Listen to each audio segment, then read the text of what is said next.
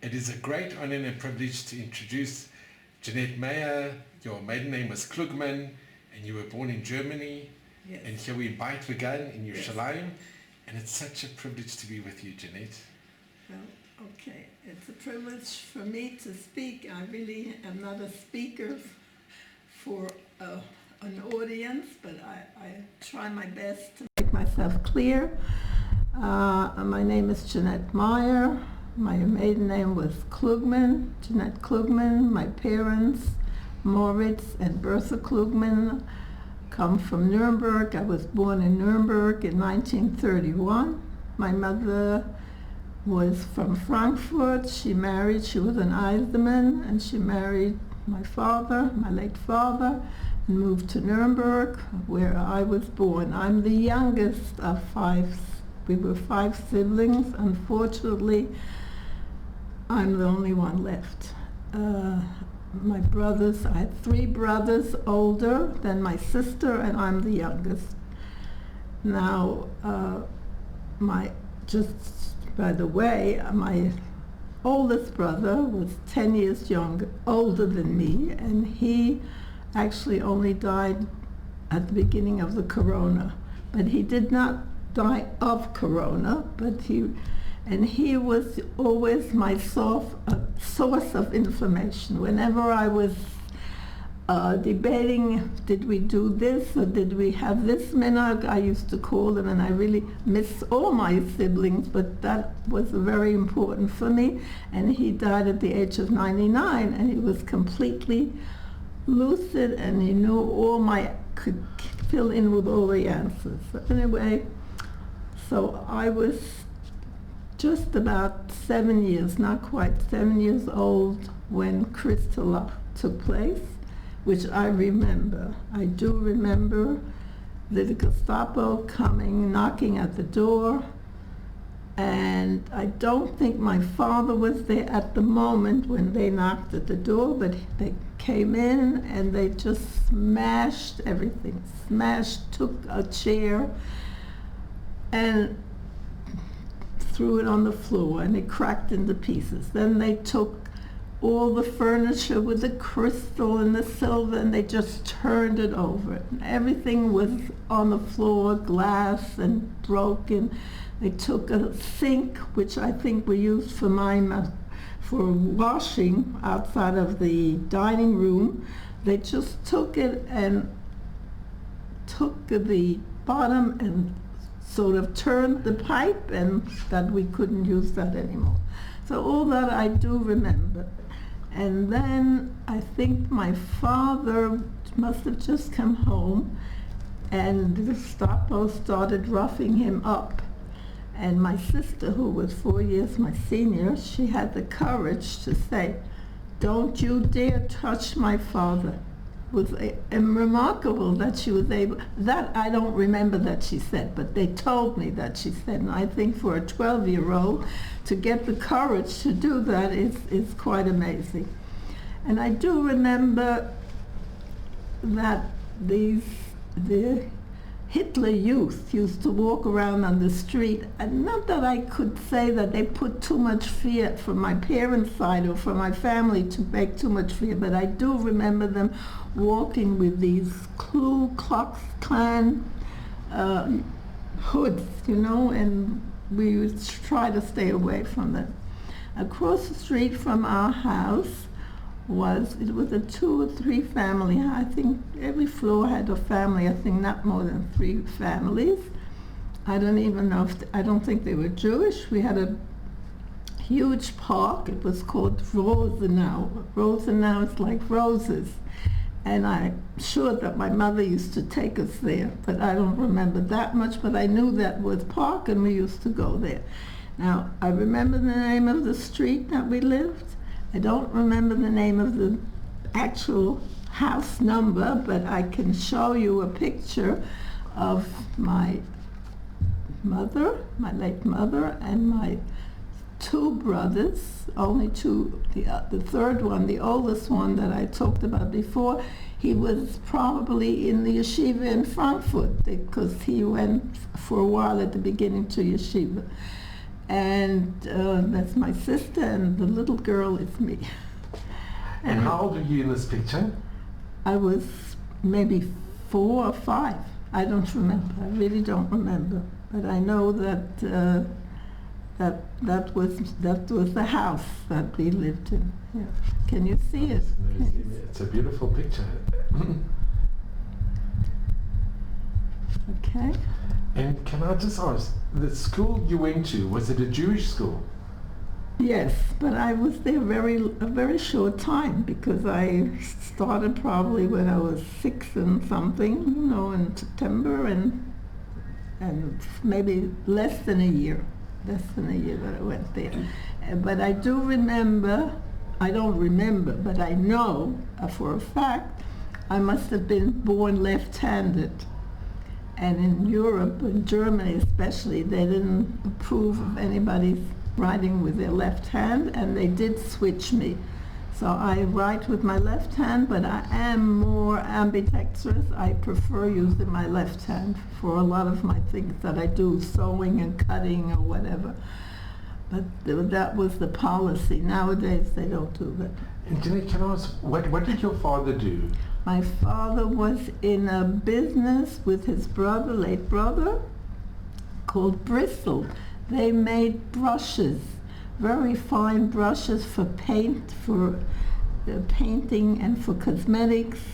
And he I think used to go to not to Hungary or to Czechoslovakia to buy Bristol. That was his business. And when he continued, I don't know exactly what happened at that time, but I know that after Kristallnacht, my parents decided the 5 children must go out of the country. So we went to Paris. Can I just ask you, with the Kristallnacht, Yeah. did you see the shul being destroyed? No, I can't say. Did they destroy the shul? Yes, sure. We had a huge shul. My father was very active in the shul. We had a Rav Klein who later came to Haifa. He actually started a shul there. And but as a child, I didn't see it. But my parents probably didn't want me to go out. I'm sure they saw it, or my brothers maybe, but I didn't see it. And do you remember anything? You remember seeing the Hitler Youth, but did you feel scared walking on the streets, or did you remember seeing I'm any sure I'll explain later in the story. I'll explain that it did leave some kind of a fear in me. Must have, because I wasn't that secure at that point, having to leave, and then we had to leave. My parents made sure that we would go to Paris. My mother had a sister there, a younger sister, who was married with 2 little children, and she could not take us all in, but she made sure that everyone was placed. My sister was placed with a family, I was placed with a family, my oldest brothers, I think, stayed with them, and maybe worked, I'm not sure. And my other 2 brothers, they were in a Jewish school, with a dorm, in France? In Paris. I stayed with a wonderful family. His name was Jacques, and her name was Ruth Weil, W-E-I-L, Weil. She was Swiss, and he was a French citizen. They were wonderful. They had two little children, or 3, I think 2 children. One was the baby, and the governess. They were well-to-do, and they treated me royally. At the beginning, I'm sure I was very homesick. Look, I didn't speak French. I spoke German. I didn't really know how to converse, but slowly but surely, I felt at home with them. They were very, very good to me. They had a governess, and she took me out every day. I couldn't go to school because I was I didn't have a permanent visa or anything, so she taught me more or less how to read and write in French, which I did pretty well, but I forgot it all when I came to America. Anyway, So they Can were... I just ask, Jeanette, when you left to go to France, do you remember the day that you left? No, I cannot say that I And remember. saying goodbye to your parents? I honestly can't remember. I can't remember. I'm sure my other brothers, they would remember, but I didn't remember. And what was the name of your street? Do you remember? Bleistraße. Blei, I don't even know what it means in German. Straße is street, Bleistraße. As a matter of fact, one of my son-in-law once looked it up in the internet. We saw it, the house standing there. Yeah, we saw it standing. Anyway, so this family, while they had a few brothers, Jacques, and they were in the perfume business. And the house did smell very nice, like perfume. And every Friday night, the whole family got together at the parents, at the grandparents, in other words, the parents of Jacques, everybody, all the other brothers. So the first Friday night, Shabbos evening, they were so kind to me. They gave me a big doll, and they made so sure that I should feel good, that I should feel comfortable, that I should feel wanted, that I should feel belong, which I did. And I have so much Hakaras Hatov to this Jacques and Ruth Weil that they took me in like one of their own. And were you related by any? Yes, so we were distantly related. Ruth Weil, the mother, the young woman, her late mother and my mother were cousins. And they lived in Switzerland. So I guess my aunt, who lived in Paris, knew them, and she figured that would be a good place for me to be, which she made a very good choice. Now my sister, in the meantime, was with another family, also being treated very well, also very Orthodox family, and they had a niece. Their name was Feist. They had a niece who also came through the Kindeswald somehow to Brussels. And my late mother had a sister in Brussels, and a sister and a brother-in-law and us, and she happened to come to their family, to my aunt and uncle. So they exchanged. They figured, why should one niece be, let them be with their own families? So my sister went to Brussels.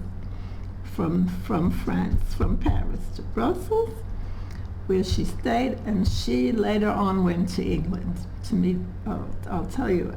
Anyway, that's so. And do you know, going to France, did your mother or your father accompany you? So we went probably by a train. We went, don't forget, my brother was 10 years older, so he was already 17, so he was able to more or less be my mentor, my guide during all these troubled days. So I honestly cannot remember that I said goodbye to my parents. I can't remember that, but I do remember that after they were able to leave Germany, they got a visa, a temporary visa to come to Paris a few months later, and we were together for about 5 weeks. They were in a little hotel, and I stayed with them, but they weren't allowed to stay. So they moved on to England. And I just want to ask you, when you saw your parents, do you remember that encounter when you... Yes. That must have been very emotional. Yeah, I remember the count, and I was so happy to be with them because they took me with them into the hotel, But then they had to leave, but I went back to the Wilds. And you couldn't go with them to England? No. I don't know how, that I also don't know how they were able to go, but they went to England, to London, and they stayed during the time before they came to America. They stayed in Stamford Hill in London. Do you know who sponsored them in England? I don't know, but my mother had quite a few cousins in England who already lived there for a long time, so I have a feeling maybe through them, they were able to go there. I don't know exactly when, because my sister later on joined them in London. See? So we stayed in Paris, and then family, while she was Swiss.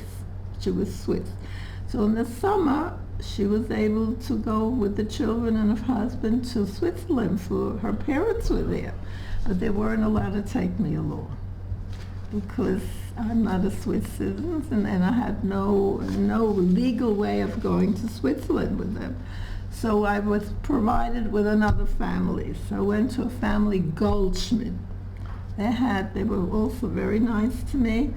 They had one daughter only. Her name was Felice. I remember her name.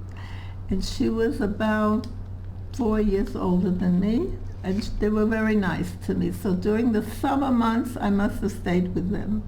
In the meantime, afterwards, I think I heard through the wilds that they perished. They didn't get out, you know. But Family Wild did, because they were Swiss, so they went to Switzerland, and then from Switzerland they went to America, so they got out. So when they, end of the summer, I was put up in a Mossad called Aubonne. It's a suburb of Paris. So my youngest brother, not younger than me, but of the three brothers, his name was Carl. In the meantime, in America, we called him Charlie. Carl and I were placed in this Mossad called Aubonne. I don't know the name of the Mossad, but the locality was Aubonne. It's a suburb of, and there were about 70 children, I think, there, and I was one of the youngest. And also we were treated very nicely. So we were about 70 children there, and the director's name was Dr. Papanek. I remember he and his wife were in charge of us, and they were very good to us. We had our studies there, our meals, we slept there, and we were treated well. In fact, at one point we even were provided with gas masks because war was imminent at the time. That was like in 1939-40 when we were there, the end of 39-40. So we got gas masks and they drilled us, but Baruch Hashem, nothing happened while we were there. But one incident which was very comforting to me, my late brother Carl, who was there with me, celebrated his bar mitzvah. And there was a family living close by in their own little village nearby, and they were Shomer Shabbos, very frum. I think they came from Frankfurt also. They invited always whoever had bar mitzvah, they invited them for Shabbos to be the bar mitzvah in their house. Being that I'm the sibling, I'm the little sister, they invited me also. So I actually was the only one at his bar mitzvah, which was a very good feeling for him and for me also, and for my parents, that somebody at least was there from the family. Now, before anything else, I want to show you, I meant to show it before, this is my passport when leaving Germany. This is the front of the passport. This is the emblem you can see from the Nazi emblem.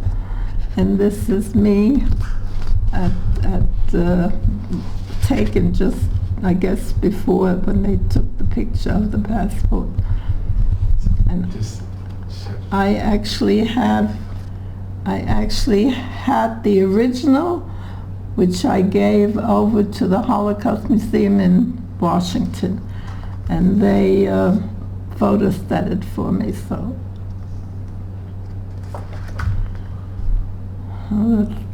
that's one of the reminders that where we came from in Germany.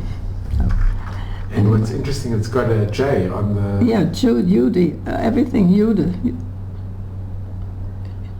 J, everything. They made sure that we should remember who we are.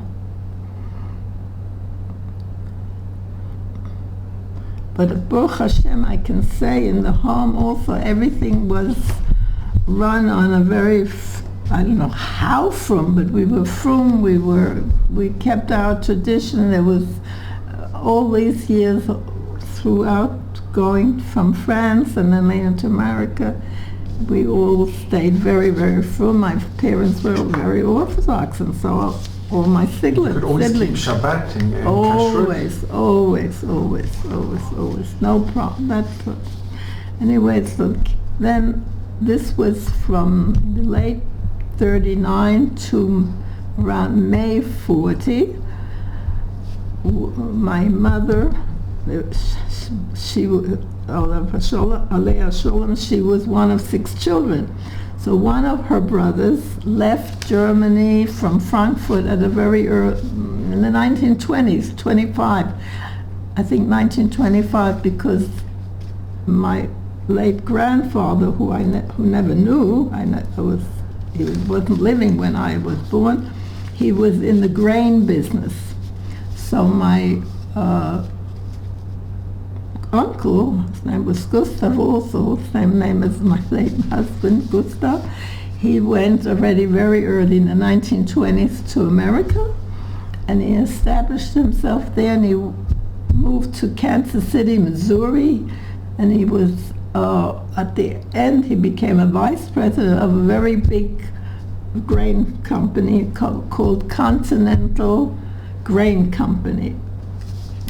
And so he was able to provide visas because he became the guarantor for all of us. So he provided visas for my brothers, for me, and for my parents in England and my sister in England.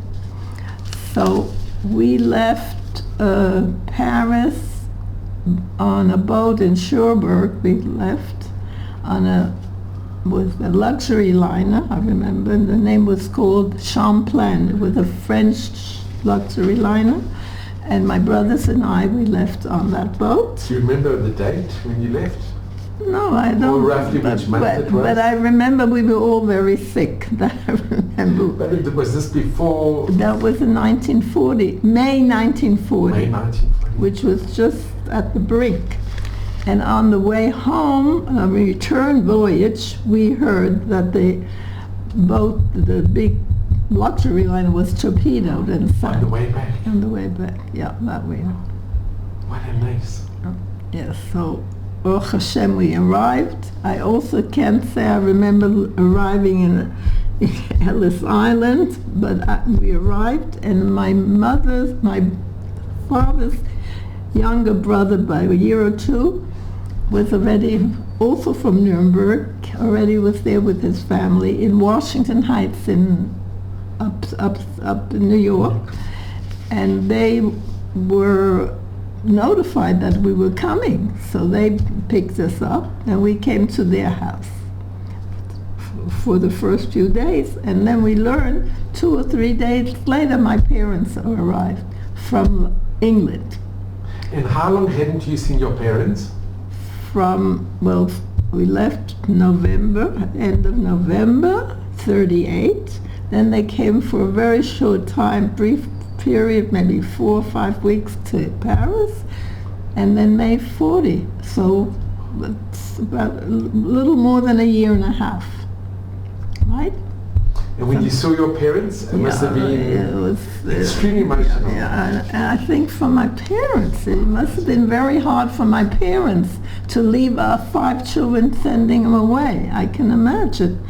I think my mother, from what I heard in between the lines, that she had a lot of gallbladder troubles after she got attacks from the anxiety that she sent us away. Very courageous. But on the other hand, Baruch Hashem, they wanted to save us, you know.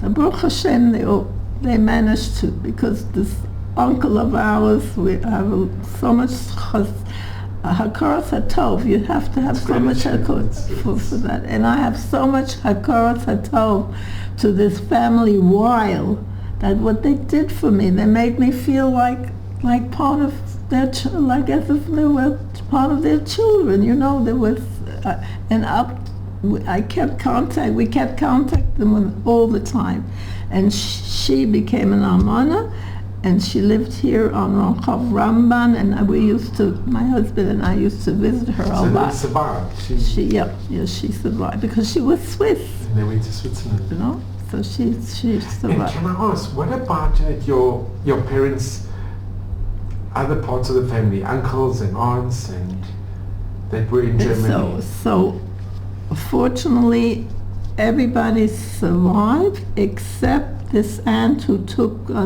made sure in Paris that we all taken. She and her children, she had a boy and a girl, my cousins, they went to South France, and they were also interned for a while, but they were able to get out. But her husband was the only one who perished, because he was interned and they took him away.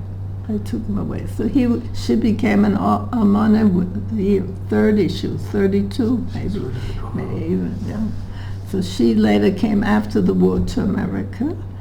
And my uncle and aunt in Brussels, so my uncle was on a business trip to Sweden when the war broke out, so he couldn't come back. And my aunt Teresa, her name was Teresa, my mother's sister, older sister, she came out to America also because of this uncle. He was able to, because he was Baruch Hashem, he wasn't married, and he had the financial, he was financially set, comfortable, so we all of us had so much hakor satov to him that he managed to save us, because otherwise I don't know how we could have gotten out.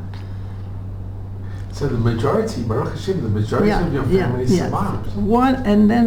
I had a few cousins from the uncle and aunt from Brussels. They were already in America too, older than me, more my elder brother's age. They were actually in the army, in the U.S. Army. And one of them, he was in intelligence. He had to change his name. His name was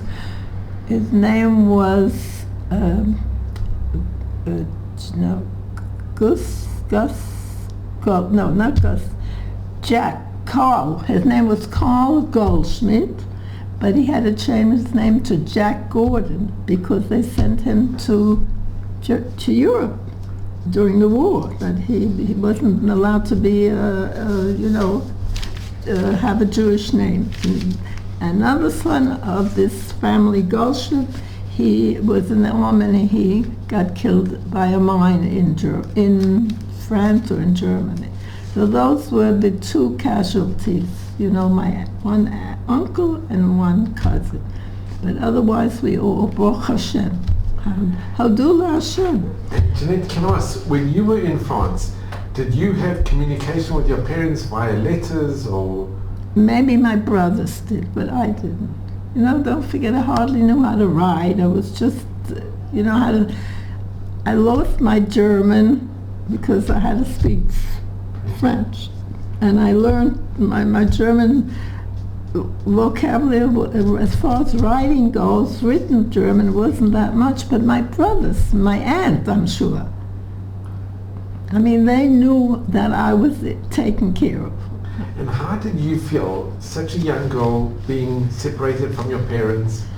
Thank God you had other siblings. Yeah, but it must be very hard for you. It was hard. It was, at the beginning it was hard, but I always say because I was surrounded by such good people who made me feel good, so I guess it wasn't such a tremendous experience, traumatic for me, because I was with my brothers all the time, or they came to visit me, and I was with my aunt and uncle came to visit me, so I didn't feel cut off completely. And I think because at that age I was taken care of so well, like I was cushioned, so maybe that's why I wasn't so. Could be I was, and I don't remember. Could be that I was, and I don't. I'm sure the first few weeks when I stayed with a strange family, not knowing how to speak French, and everybody's kind to me, but I don't know how to that part, I think I cried a lot. Did you speak Yiddish at home as well? No, German. No Yiddish. I didn't speak Yiddish, but German I spoke. But then I forgot my German. So then when And the French family, they could understand German? Yes, especially the one, the Mrs. Waroot, because she's Switzerland. And being that she was sort of relative to me, but I think even this family Goldschmidt, I felt secure with them also. I mean, I only stayed with them a very short time, and I was very sad to hear that they never came out. You know, they had one daughter, Felice. I remember she was about 4 years older than me.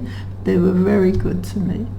And another thing, I was in Aubonne in this Mossad. Now you're amongst a lot of other children. You're all in the same boat, so you sort of, attach yourself to them, and you don't. They're all missing my parents, all of them. And the Menahel, the director, he was very kind, very kind. I still somehow remember what he looked like. He and his somehow in my back of my mind I can recall. Then then my brothers and I came to America, and can you imagine, 2 days later you meet up with your parents. It's very, very exciting and very emotional. But then I had to speak German again, because they don't speak French. They didn't speak French. And you didn't know any English. And I didn't know any English. So now I'm back to square one. I have to learn German again. So I speak German with my parents, of course. And at the beginning we lived in we always lived in a rented apartment, but it was just very temporary. And I remember one day I had an incident that brings me back to the Hitler Youth a little bit. My parents sent me to a day camp. We belonged to the Kehilla, to the very frum Kehilla. Where did you stay? So you stayed in Washington? Washington Heights, yeah. It belonged to Breuers. At that time it was just a little shul, not what it became later. And everybody in the community had more or less the same story. Some came earlier, some came... Anyway, my parents sent me to day camp. And coming home one afternoon, I still remember the street exactly where I was. It looked like a mailbox. And when you're 7, or when at that time I was already 8, you're curious. So I just pulled the handle. The next thing, all the bells started ringing, the fire engines. They said to me, "Oi, what did you do? You're going to get such a fine." And the fire engine department was right two blocks away, and I heard them, and I got so frightened. I got very frightened. And where I stayed and where we lived was about a good 10, 12 blocks, city blocks. They're not small blocks. I ran, and rang the bell, and very excited and crying. And my mother didn't know what happened. I said, "I can't tell you. Please go with me in your room and lock the door." "Why?" I said, "I have to tell you something in your ear. I don't want anybody to hear it because they're going to put me in jail." I was so afraid. Anyway, Baruch Hashem, I didn't have to pay a fine and nobody put me in jail. But I think that was the leftover fear of the insecurity, you're coming, you're a refugee and everything. Then I started going to a regular public school, not a Jewish school. Not a Jewish school. Were there Jewish schools at the time? Not in our neighborhood. No, not at all. Not at all. And we had lessons in the afternoon. We like Talmud Torah, we learned how to read, and we learned how to daven, and we learned a little Chumash. We had very nice teachers, so I even remember some of them. One was the Mr. Wolf, and there was a nice woman also. She wasn't married, but she was very nice. I forgot her name. And so I went to school. I was 8 years old. They stuck me into first grade, with all the little children, because I was 8.5 already. But I had to learn to speak and write. But I moved up quite quickly once I mastered the language. And I went through public school to 6th grade. And were there a lot of other Jewish children in your class? Not too many, but there were. And did you make friends with all the children? I stayed more friends. No, I didn't make, my friends were more the ones that I went to Talmud Torah, went to shul every Shabbos with my parents, So those were my friends. I didn't befriend the good children in school, no. And then that was from 1st grade to 6th grade. In America at that time was 1st grade to 6th grade, and then you have like a middle school from 7 and 8 before you go to high school. So I went to another school for 7th grade, and in the middle of the 7th grade I went to my father and I said, I knew there was a Beis Yaakov in Brooklyn and Williamsburg, and one or two of my friends and my cousin, the one who also same name as I had, she's a year older than me, they went to Beis Yaakov, and I said I would like to go. So my parents were very happy to let me go. Public school was free, but this here you had to pay a tuition. But my father said for sure he wanted me to go. And I went and I started in high school, and I said, the first time that I feel that I'm home, because I don't feel like a refugee. I always felt a little bit like a refugee in school, in the public school. Were your teachers in public school, were they kind to you? Were they nobody was ridiculing me or anything like that. I didn't feel discriminated, no. But on my own, I felt, look, I didn't belong. They weren't frum. The children weren't frum. It was co-ed. The boys didn't have yarmulkes, even if they were Jewish, but they were also Gentiles. So I made a good choice that I went. I have no regrets. And at the time, I started in 1945. A lot of the teachers, our rebbes, they came from the Mir Yeshiva, from Shanghai. Do you remember the names of any? Yeah, there was Rav Godlewski and Rav Shor and Rav, some of them, Rav Hellman. Yeah, I remember some of them. I was very happy, and I learned how to learn in Yiddish, because the Hebrew department, they learned in Yiddish. It was in Williamsburg. But my Yiddish was more German, but never mind, I managed. In the afternoon we had secular, but I had friends there right away. We were, you feel a bond, because you're on your own, about Shabbos you can, that was very good for me. Jenny, can I ask, during the Shoah, when you were in public school and when you went to Beis Yaakov, did you know what was going on in Europe? Was it ever spoken? Yes. We knew. We had a lot of the girls in my class came over with the numbers on there. They came from the DP camps from after the war. And during the war? They were in concentration. But did you know, was it spoken about in I think. Your parents knew it was happening? Yes, we knew what happened.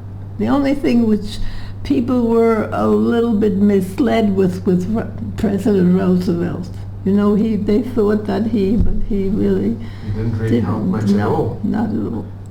And do you remember when the Rabbonim marched on Washington? They had the big march where the Rabbonim and Roosevelt didn't come out to meet. Yeah, but that was still, when those days you didn't have television, you didn't have, But of course, my parents, for sure, And Baruch Hashem, look, it was wonderful that we were together again as a family. And some of my cousins, the ones whose parents were still in Sweden or later on, they stayed with us at the beginning also, because their parents weren't here yet. So they came to stay with you? Yeah, so they said. And did your father manage to find work? Yeah, he went into the same business again. It didn't. After a while, he stopped it, but at the beginning, and he always wore a cap. He never went without a yarmulke, not a head covering. Let's put it that way. And he was very close to. He was actually, for a while. My father died quite young. After we came 1940, 1950, he died. He was 63 when he passed away. But he was an active member in the shul, and my mother was active in the sisterhood, and he actually was a treasurer for a while, voluntary, and had his shurim, and my brother, everybody, my family, Baruch Hashem, everybody stayed from, and we had a happy home again, being together. When the girls came after the war, and some had numbers on their arms, some of the girls that came to America, could you speak with them? Were they open? Yeah. No, we didn't speak about what they went through. No, we didn't. No, that we didn't. But they were, very happy also to be. Some of them may have come without their parents. I didn't go through. There weren't that many, but there were. I know for a fact that some of them had numbers on. No? And when the war ended, and you really heard and became public knowledge what had happened, how did the family react? we knew what happened. It was very tragic. On the other hand, we felt privileged that we were saved. We were privileged. Not everybody had that. And my late husband's side it wasn't that. He lost many family members. He came from the Kindertransport, and he lost his mother, and his father was killed much earlier, and an uncle and a sister and a brother who was just married 3 weeks or something. They took him away with his wife. So and he was killed. They were killed. Yeah, they never survived. And you have from your husband. Yeah, this is when he only left Germany in 1939. He left 1939. His mother brought him to the station, and her last words were to him, bleib brav und fromm. Stay fromm and be good. Be a good person, That's how those were her last words to him. And then he had very little contact with her, but once he got from the, I think it's Swiss. No, it's not the Swiss. Red Cross. It's the German Red Cross. He got a notice. He must have written to them a few words, and they thanked him. And again, they wrote, "You should stay. Be good and learn well and stay from." That was the last he ever heard from them. And it was passed by the censor, and it has a date. Yes, I think 1930. 1942. Yeah. 42. But his mother, I wasn't quite sure, but she died she was sent to Theresienstadt, that's for sure. Whether from there, someplace she went to other camp, but I think she died in Theresienstadt from hunger or something. But his brother and wife, they were deported to one of the worst concentration camps. And when your husband, when he was a boy and he was on the Kindertransport and he came to England, did he go to a Jewish family? He had family. He had a family there who was a relative of his uncle who was already in America. So they sort of took him in, but then he was in a home. No, he was not. The only time he went to a family was during the Blitz. All the children, all the Goyish children and the Jewish children were all sent up north. He was outside of Birmingham. He stayed for 2 years with the Goyish family, and they were very good to him, very good to him. But, he had to survive. I'm sure he didn't eat the kosher food there, but she was a short little woman. Remember, he took me there after when we came on Aliyah once. We went to England. He took me there. Lovely people. He was a menahel, a director of a mine, so he was more cultured, because some of the boys that he was friendly with, they were in not such nice homes. They were from the mines. They were, lower class. And they really wanted to adopt him. They had one son, and they liked him so much they wanted to adopt him. But then in the end, there was a Rabbi Rabinowitz. He took all the boys and made a home for them. It was Louis Rabinowitz. It was Louis Rabinowitz. He was the chief rabbi. No, this was another Rabinowitz. He was a wonderful man.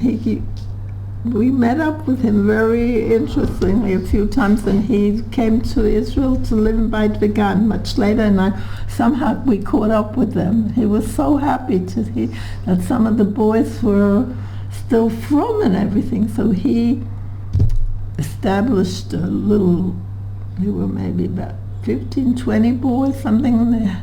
He hired a Rav Curler was his name, and his wife did the cooking, and they went to English schools, but they had their Limudei Kodesh, and from there, a lot of them, not all of them stayed from, but he did, and some of his friends stayed from, So that he stayed there. And then in 1947 he went to America. That's how we met. How did he go to America? From his family? He went on a boat. But he had family that's... Two sisters. Two oldest. He was the youngest in the family. Two older sisters. And they lived in New York area, so he figured, let me be with... He didn't live with them. He rented a room, and he went to work, and it became part of the killer in Broyes, and that's how we met. A lot of the young couples there met like that in shul at that time. And Jeanette, can I just ask, with your parents, did you speak a lot about Germany or about the war growing up? I don't remember that much, but we knew what was going on, and we was like when my uncle, who we didn't know where he was, we only found out afterwards that he was deported. Sure, there were other distant relatives, from both sides. Not so much from my father's side, but my mother's side was a big family. But a lot of them already left. A lot of them lived in London already. A lot of my mother's cousins. And then I know one cousin, they escaped, and they lived in Mexico for a while. Until they were able to come to America, also during the war.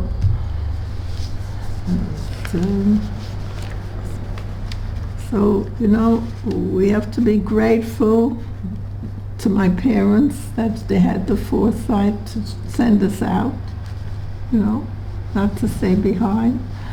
And things became more crucial. The more time you waste, the more time you stay behind. It's harder to get out. So they were able to get us out, and we're thankful that to my aunt and uncle to make sure that we were all placed in and then to my uncle, who without him none of us would have come out. So did that uncle ever get married? No. No, he never got, but he was so good. And you kept a good connection with him all the years? Yes. He was very good. He only worried about the family. My mother should be comfortable, and my parents should be comfortable, and my aunt, who was widowed, you know, he was very dedicated, very dedicated. Maybe that's why he went so early. You know how Kodesh Baruch Hu knows his ways. If he wouldn't have left Germany when he did and built himself up, how could we maybe be able to get these visas to come? Somebody to sponsor. No, the sponsor. It was a very big deal. It's unbelievable. So can I ask, if you can give, first of all, if we can just show this little picture here. I don't know if we showed it. So that is a small, this is the original. That's the original, yeah. This is the original picture. And how did you keep this picture? I didn't keep it. In back of it written my mother's handwriting. Can we show it? And when she passed away, I guess we went through all the pictures and we found this one. It's what is it? She said she writes in English. In background, Bleistrasse number 12. She actually writes the name of the number. David, Hannah, Charlie, who was Carl at the time, and Jeanette. And this was 1935. Yeah. But I don't have many pictures, because in those days, how many people took pictures? And how many kept them also when they're traveling? My husband actually had many more pictures. I didn't have so many pictures. It's wonderful that but it's this so is precious because it's so clear. You know, it's so clear. Jeanette, it is so precious. It's so... It's very precious to me. I look at it sometimes and I look at myself. That's what I looked like when I was a little girl. You know, nowadays everybody has pictures from every few weeks from the babies. But I have no complaints, you know. And Jeanette, if I could ask you, for your beautiful mishpacha, but for your children and grandchildren and for future generations, what message would you impart? I would tell them that, first of all, I would tell them we have to appreciate everything we have. I don't take anything for granted. I'm brought up that way from my parents, not to splurge, not to, you know, be careful with your food. Don't throw things away that can be used. That's in me. It was born in me from my parents. And to appreciate that you have health and you're able to go on the street and you don't have to look behind you if one a little Hitler boy is standing behind you, maybe giving you a punch or something. You have to appreciate that we're here in Eretz Yisrael. I mean, to be here in Eretz Yisrael, and my late husband always used to say on Friday night, when he looks out the window and he sees the girls jumping rope and the boys playing ball or something, he says, where else in the world can you find freedom like that? Where else in the world that you don't have to worry? And nowadays especially, the way things are looking around the world doesn't look so good for anybody, and especially for the Jews, wherever they hear this incident and that incident. So we have to appreciate, and I feel that from people, they have to come, they should come. That's what we need. We need numbers to back, you know, to be happy here, and to appreciate, to go to the kotel and to go for them. And one of my grandsons, I remember, once said to me, I was walking, they live in Telstone, and we were walking after shul. And I said, and I talk a lot about my late husband with them because they remember him very well, not the newest one. They were very attached to him. And he said to me, Savta, we have such hakaras hatov that Saba made the decision to come here. And And he really made the decision, more than me, because we were here, I don't know if you want me to tell the one story. Sure. We were here as, in 1968, we decided, all the Jews come now to visit after the Six-Day War. My children were a little bigger, and my mother took care of them in the summer. We were in a bungalow colony. In those days, everybody went to bungalows, and they still do. And so we decided to go on a visit here. So my late sister-in-law was in a travel agent, so she booked us for 4 weeks with a group. And all of a sudden my husband says to me, it's 3 weeks in Eretz Yisrael and 1 week we can do whatever we want in Europe. So my husband said to me, you know what, call up Eleanor and ask her, maybe we should just be here 2 weeks in Eretz Yisrael. It's a small country, it's full of sand. I want to go to England, I have so much to show you where I was during the war, and I need more than 1 week. So I called her up and she says, no, it's it's a package deal, you can't chop it up. Okay, so we went. We came to Tel Aviv the first day in a small hotel across the street from the Dan. It was a very nice, congenial group that we were on a bus together. We stayed in this hotel, and we went to the Weizmann Institute, Rehovot, all these surroundings, and the next day we had a day of leisure. We could do whatever we wanted. So there was another couple a little older than us, also from our community in Washington Heights. We decided we're not going to wait for a week to go to Yerushalayim. Let's go to Yerushalayim on our own. Take a bus. So we agreed. We meet in the morning. We go to Yerushalayim for the day, and we come back. In the middle of the night, it was very hot. Middle of July, it was really very hot. I wake up and I see my husband standing at the window. I said to him, oh, what's the matter? You can't sleep. It's very hot, maybe. You can't sleep. Oh, no. He said, I'm so excited. I said, what are you excited about? He says, can you imagine? Tomorrow we're going to Yerushalayim and we're going to go to the Kotel. Can you imagine? I can't sleep. I'm so excited. So then he said to me, you know what, Jeanette? I decided right now that in 2 years we're going to come back to live here. I said, really? I had all my family, my mother, my father was not alive anymore, my mother, my brothers, my sisters, my uncle, my cousins, my friends, all our friends. He says, Jeanette, it says in the Gemara, if either the spouses doesn't want to make Aliyah, you have ground for divorce. So I said, that's very, very interesting.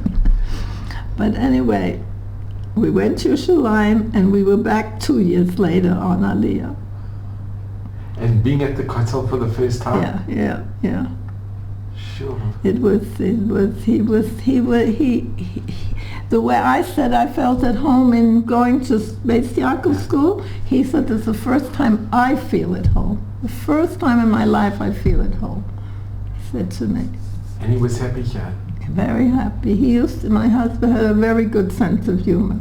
People used to ask him, friends came and asked, and, how you doing, and maybe we should do it also. Or, you like it here? After we've been here maybe 10 years already. You like it here? He says, look, I don't have a criminal record, and I can go back to America anytime I want. No, for sure I like it here. He says, but you have so many problems. He says, yeah, but they're my problems. Over there, they were not my problems. Here, they are my problems. I know they're problems, he said, but they're my problems. It's such a clever thing. So he was really, he was just very inspired to be here. And I must say, we grew up in a very frum home, a very learned home, surrounded by frum people, but we never thought of coming on a term to Israel. We always said, when Mashiach comes, that's when we're going to go. It's like we weren't really ingrained to come on Aliyah. We weren't ingrained. We always said, you can be frum, but you come to live in Eretz Yisrael when Mashiach comes. And did any of your siblings join you? No, but I must say, credit to my dear mother, Alea Shalom. When we didn't tell right away that we were going to make, that was between us until he found a job but we once took her on a Sunday afternoon for a ride. She liked to go out a little bit. So my husband said to her, what would you say if one of your children would come on Aliyah, come to move to Eretz Yisrael? So she answered, I would miss them very much. I miss him or her very much, but I would give my bracha. Wow, that's wonderful. You know? And she loved it. She used to come once in a while. She came here once in a while to visit. And Jeanette, have any of the children or the grandchildren, have they come to Eretz Yisrael to learn? I only have one niece. She lives here in Yerushalayim. From our broader mishpacha. Nobody else. And the children, they don't come to learn here? No, they came a lot. My nieces and yes, my nieces and nephews. They came. They came to seminar. They came to Mir Yeshiva. They went to this. No, they all came, and their children. No, the offsprings. No, actually, I have from one niece. I have one of my nieces is here. She's from my late brother, who was my oldest brother. She lives here from the time she's married. She's married to a Schwab, from Rav Schwab, from the late Rav Schwab from Gateshead. He's a mashgiach, Moshe Schwab. So they live in Zorotskin, and then from my niece, from my late brother David, two of his granddaughters live here in Yerushalayim. They live here. But actually the third one, I don't know if he's going to stay here. He just got married. He lives here also. Jeanette, I just want to thank you so much. This has been... Yeah, it was my pleasure. I hope it did it justice. Wow, it really, really did. But no. So, Jeanette, it's been the greatest honor and privilege, and I'm so grateful to you. And to hold this was your husband wore this. I'm sure on his clothes. Todd? This is. Yeah, probably. Yeah, you must keep this. You can see still the thread here. This you must keep and hand down, and this must stay in your family. Yeah. It is so precious, and it's.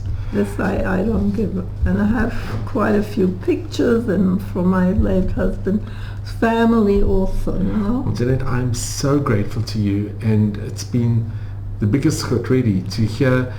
It's really to think that we've been in Beit Vegan for 28 years, and you have a South African connection with my three children. Our three children married South African, and we are related indirectly through. But it's been such a chut, and I'm so grateful to you. And you should just have mazel bracha and Admei and nachas from your very precious and dear family. You too, and you continue with your holy work. Well, I'm so grateful to you. Yeah, really, really. Thank you for listening to my story, and I wish everybody only hatzlacha and good news and health, and we should only hear Mashiach coming very soon. Jeanette, I must just tell you, you are really such an inspiration to all of us. Okay.